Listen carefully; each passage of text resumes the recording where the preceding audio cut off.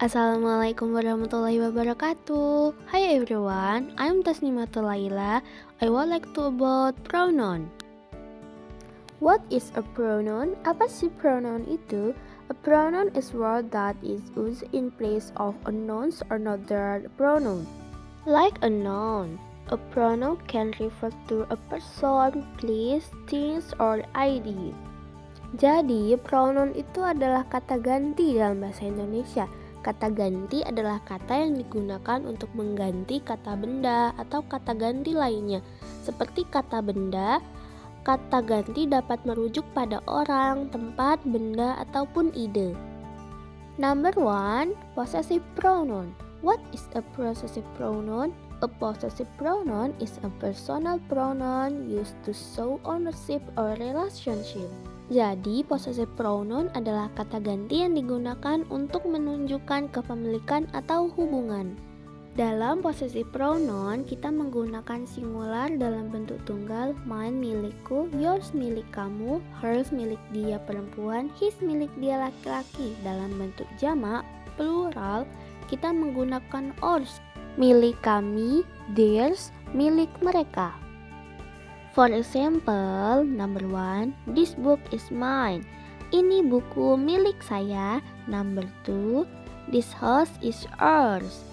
Ini rumah milik kami. Jadi bukan menggunakan saya atau I untuk milik saya, tapi menggunakan mine. Interrogative pronoun. A interrogative pronoun is used to introduce a question. The interrogative pronoun are who, whom, what, which, and whose. Jadi, interrogative pronoun digunakan sebagai kata untuk mengajukan sebuah pertanyaan. For example, number 1, who, siapa? Will you shovel the water? Digunakan untuk menanyakan orang sebagai subjek. Siapa yang menghabiskan semua air? Number 2, what, apa? What do you do? Digunakan untuk menanyakan suatu informasi orang atau benda. What do you do? Artinya apa yang kamu lakukan. Number 3, which, yang mana? Which one is a good dress? Digunakan untuk menanyakan sesuatu pilihan atau sesuatu yang belum pasti. Which one is a good dress? Yang mana gaun yang bagus? 4, whose cup is this? Digunakan untuk menanyakan kepemilikan. Untuk menanyakan milik siapa. Whose cup is this? Milik siapa cangkir ini? Cangkir siapa ini? Oh, I'm sorry. Sorry of the writing error. Demonstrative pronoun. A demonstrative pronoun point out a person, place, things, or idea. The demonstrative pronoun these, that, and those used alone in sentence. Demonstrative pronoun digunakan sebagai kata ganti untuk menunjukkan orang, tempat, benda, atau sebuah gagasan dengan menggunakan kata this atau that. For example, number 1, this. This is my phone. Digunakan untuk menunjukkan sesuatu yang dekat, dapat disentuh, dapat dipegang.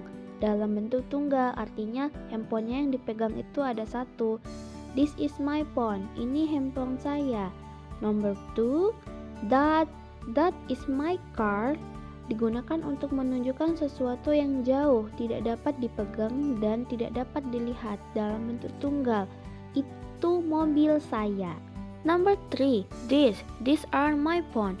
Digunakan untuk menunjukkan sesuatu yang dekat, dapat disentuh, dapat dipegang. Dalam bentuk jamak, misalnya ada handphone 2 dan itu milikmu. Kamu bilangnya these are my phones. Number 4, those are my cars. Digunakan untuk menunjukkan sesuatu yang jauh, tidak dapat dipegang dan disentuh dalam bentuk jamak. Misalnya jauh di sana ada 2 mobil dan itu adalah milik kamu. Kamu bilangnya those are my cars. Itu adalah mobilku. Reflexive pronoun. A reflexive pronoun that ends in self or selfless is a reflexive pronoun. Myself, yourself, yourselves, herself, himself, itself, ourselves, themselves.